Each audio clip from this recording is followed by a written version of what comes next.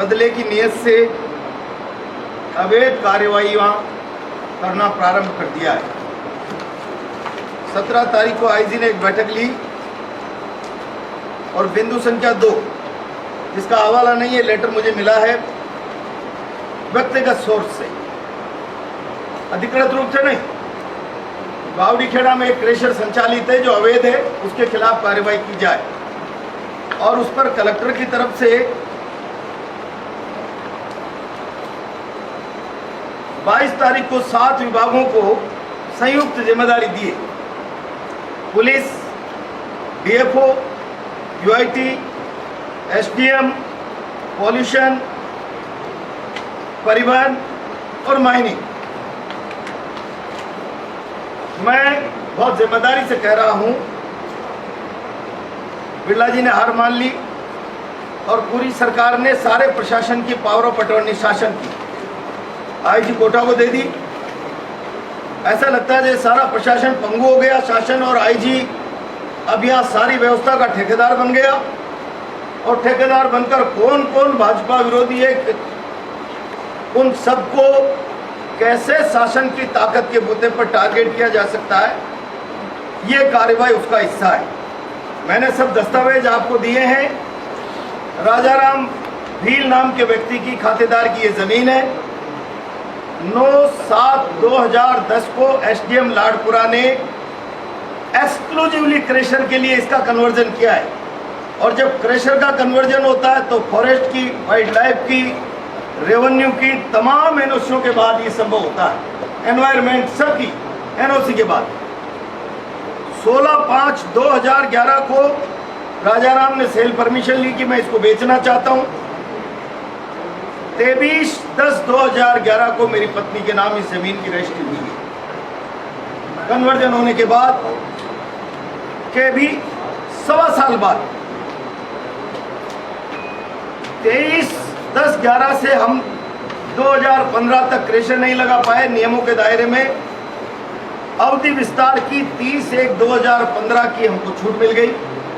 राज्य सरकार ने इस पर छूट दिए, वो पत्र भी मैंने आपको दिया है। और 2016 से हम वहाँ क्रेशर ऑपरेट कर रहे हैं। कोरोना काल में कुछ समय बंद रहा और हमारे पास ऑपरेट टू कंसेंट 2016 से लेकर 2000 बीच में 30/6/2028 तक की एनवायरमेंट की हमारे पास परमिशन है। इसके बाद हमको किसी भी महकमे की कोई परमिशन की आवश्यकता नहीं होती। जानबूझकर ये सरकार, ये आईजी जिसको मैंने कॉलेज चुनाव के अंदर टारगेट किया था, ये बिल्कुल एजेंट की तरह काम कर रहा है। और आज भी आईजी का वो चरित्र वफादारी निभाने का, देखिए मैं विरोधियों को पुलिस की, शासन की ताकत पर किस तरीके से नीचा दिखाने की हैसियत रखता हूं। मैं बहुत स्पष्ट शब्दों में चेतावनी दे रहा हूं, कोई गलत काम करेंगे उसका गंभीर परिणाम होगा।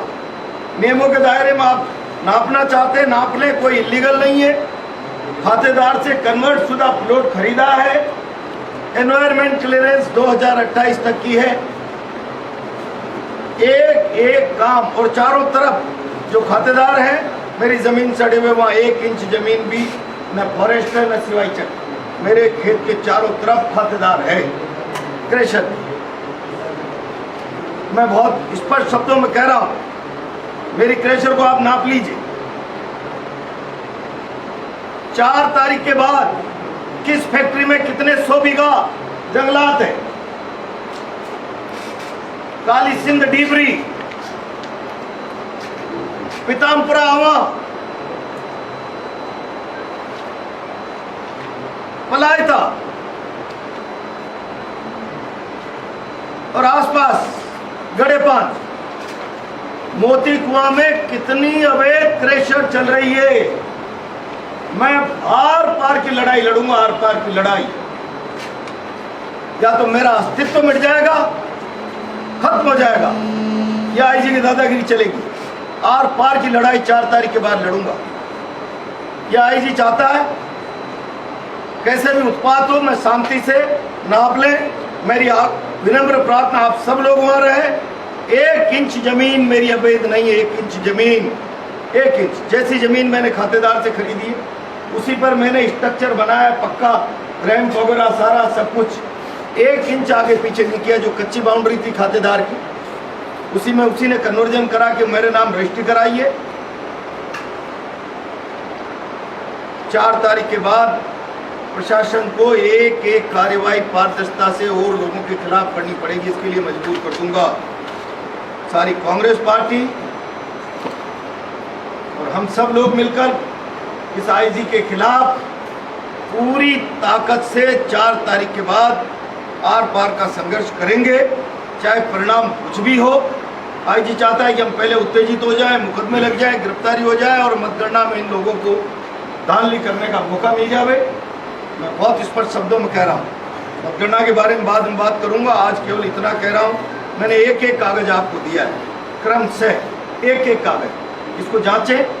कल रात को इन्होंने बारिश के लिए कुछ यार्ड, डंपिंग यार्ड बाहर खुले में पत्थर डाल देते हैं स्टॉक के लिए, वहाँ जाकर इस सरकारी ज़मीन पे आपने पत्थर डाल दिया, खुली ज़मीन पे डाल दिया। एक जेसीबी को रात के 1-1:30 बजे जाकर, एक डंपर को करो, कुछ भी कर सकते हैं। किस बात के FIR है? 379 कैसे बनेंगे? पत्थर तो मेरा है।